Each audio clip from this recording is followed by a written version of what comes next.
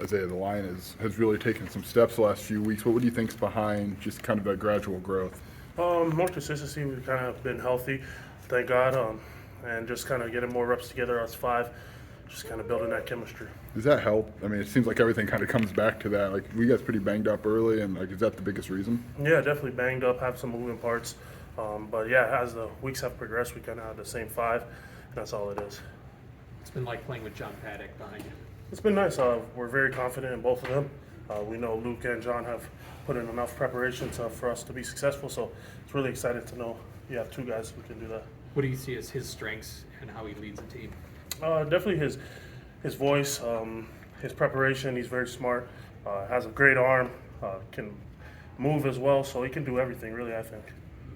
You got most of a season now at right tackle. Just how do you feel like maybe you've adapted to that and you played the last few weeks at that spot? Definitely getting more comfortable in the stance. Not really thinking about my footwork, just kind of playing more freely, which is nice. Definitely still think I could clean up a bunch of stuff. Still want to be a lot better right tackle for the team, for sure.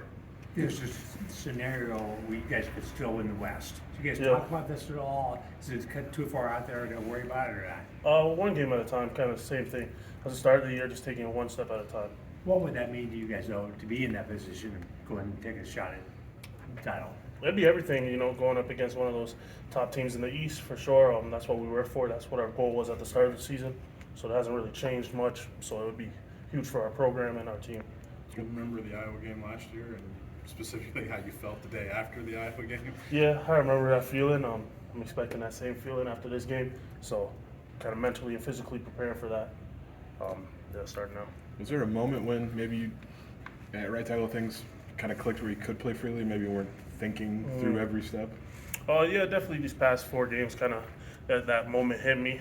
It might have been Maryland or Wisconsin, but that moment definitely hit me, so which is nice. Very, very nice. Because watching the game and like they were having a discussion, like when you go from left to right, like it's probably more difficult than a lot of people talk about because everything's kind of opposite. Like, what was that like for you? I mean, like I said, trenches football's football, but at the same time, you get so comfortable striking with your outside hand. So my left hand on that left guard side, and then switching it all up. And then in the run game, to a little different intricacies. So, but now I'm kind of getting used to it. This is your first game in this place, right? First game in Iowa State? Yeah, it is. And Yeah. what have you heard? What did the guys tell you about it? It gets loud, it gets rowdy. A Big Ten West type of atmosphere. It's going to be November, cold, gritty. I'm excited. You guys know the last couple times out on the road, it's gone well. Yeah. I mean, you felt like maybe there's something going on that's a positive for you guys with going to the road. I think it's preparation, very similar to home games. Coach B does a good job of mimicking what we do in home games, away games. So, kind of our preparation is probably what's leading to success on the road. It was notorious for low-scoring games. Is that Yeah. in your mind as you prepare for this game that it's probably it might be a grinded-out game? Yeah, definitely that's on our mind for sure. It seems like there's a resiliency, whether it was the 2-4 start or even last week you guys were down 27-12. Like, where does that come from? Like, how's that kind of been built in you guys? I think that's the DNA of our program, like that last part of tough, smart, dependable. No matter if it's 50-0 or 3-0, we're going to be dependable. You can depend on your teammates, and when you're down, that's what kind of gets you out those losing streaks or kind of turns the page is that dependableness.